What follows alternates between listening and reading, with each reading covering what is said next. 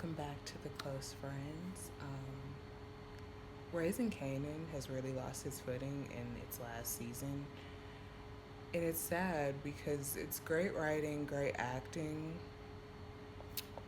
but for a different show. If these scenes were happening in This Is Us, if these scenes were even happening in like BMF, it would make a lot more sense. But for Raising Kanan, it seems like we're answering questions that weren't asked and truly didn't need to be asked. It's every new character, every new conflict leads us back to drama rather than crime. I feel like we haven't sold a single bag of white powder since season 2. And the fact that Kanan was the only one who was on his Zoom when it came to what the show is truly about is kind of weird. The character of Ronnie was a complete waste. They killed him off in one season, and for him to be this ruthless character, or at least that's what he's supposed to be, once you peel back some of the oddities of the character of Ronnie, like the growling and just the Michael Myers stance, he's not that effective as a villain. He doesn't have any real clout, any real power, any real force. He couldn't even beat up his own little brother. So yeah, the fact that he's deferring to a 15-year-old boy, a ruthless man would have robbed the 15-year-old boy and taken over. If a ruthless man had found out that his brother was sleeping with his sworn enemy, he would have done something about his brother or the enemy. It wouldn't have been, I'm going to snitch on you to your baby mama, and then we argue about it. Um, Even the enemies to lovers plot, I was here for it in the beginning because Patina Miller and Joey Badass have really good chemistry with each other. But it seems useless now if they're just going to go back to being enemies. It would have been much better had they just had Unique snitch on the Thomas family to the mafia.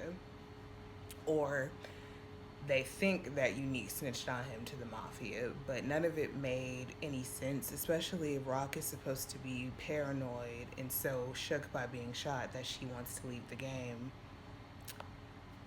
Why would she allow her former enemy, who just 2 weeks ago would have tried to kill her at a drop of a dime, come to her home unannounced and they start an affair? Like, even them being pregnant, I feel like they're trying to make her situation with Unique a lot more emotional than it needs to be, considering the fact that everything that has happened in Raising Kanan has taken place all within one calendar year or maybe 12-month period. Like, Q1 of 91 started the show, and now we might be in Q1 of 92. So that would mean just a few months ago, you had him in prison for a murder you had your son commit. Just a few months ago, he almost killed your right hand man. Just a few months ago, he could have taken out your brother. Like, all of these things could have happened just a few months ago. Now you guys are talking about how you're so in love with each other. That doesn't make any sense. What's really frustrating is all the musical storylines. This is not Empire, so I don't understand why Lulu is still trying to make the music career work. He's lost 2 girlfriends, various business partners, his relationship with his sister. So many things have been ruined by him trying to go legit and go into music. Why are we still trying to beat a dead horse? Why are we still trying to force this? Especially if his new musical storyline is going to have us listening to Partisan Fontaine all season. I don't want to hear that man trying to find his rhythm. I don't. Jukebox, I'm glad that they finally gave Haley Kilgore a rest because she's a great singer, but I just feel like it doesn't make sense for them to keep trying to force this on us. Jukebox becomes a ruthless cop, a dirty cop.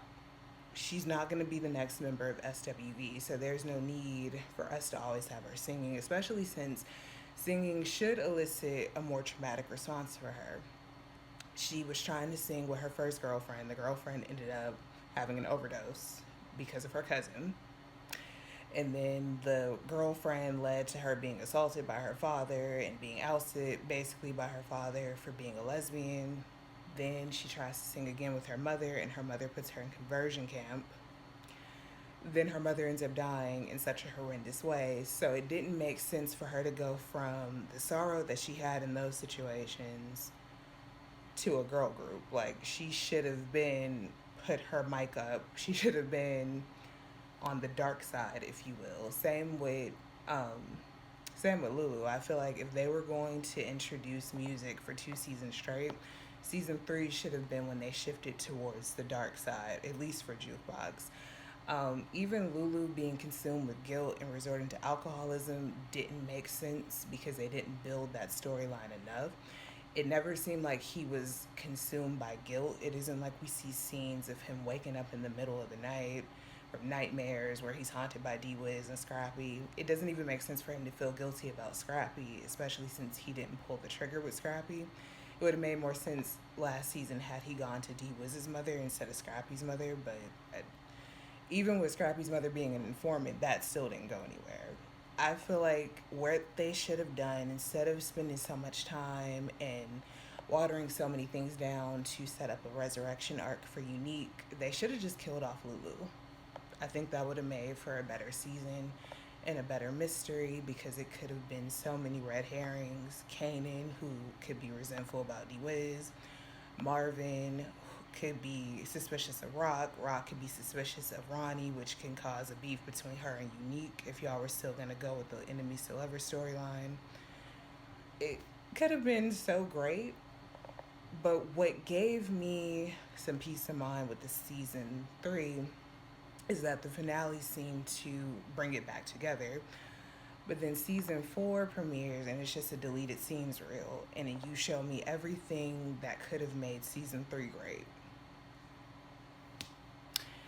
It is like, then episode 2 comes out and we still don't hit the ground running. It's still just a bunch of stuff. Like, y'all are not going to convince me that Unique genuinely believes that Rock set him up.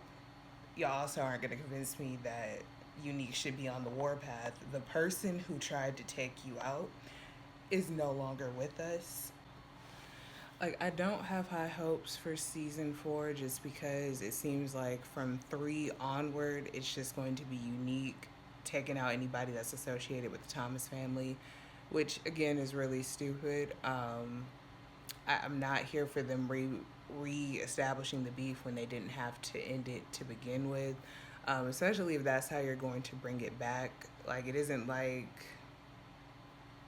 there's no real basis for the betrayal, and if that's all we're going to be seeing all season, keep it.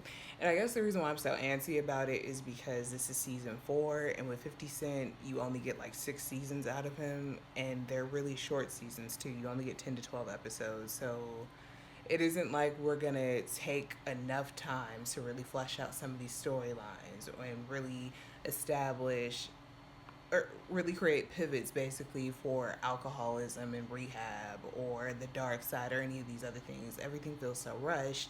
We've already wasted a full season doing things that we didn't need to do. It would have made a lot more sense had season 3 been season 2. Maybe it would have made a lot more sense as far as the pacing if we would have ended off season 3 with her pissing off the mafia, and then the bloodbath that happened in season 2 would have been perfect. But everything is so rushed, and hopefully they can round it out. I believe in them. I didn't have any high hopes for season 3, so maybe they'll prove me wrong. Hopefully they prove me wrong, but let me know what you guys thought of this video. Let me know what you guys thought of Raising Kanan's most recent season. Make sure you like, comment, and subscribe. Bye, guys.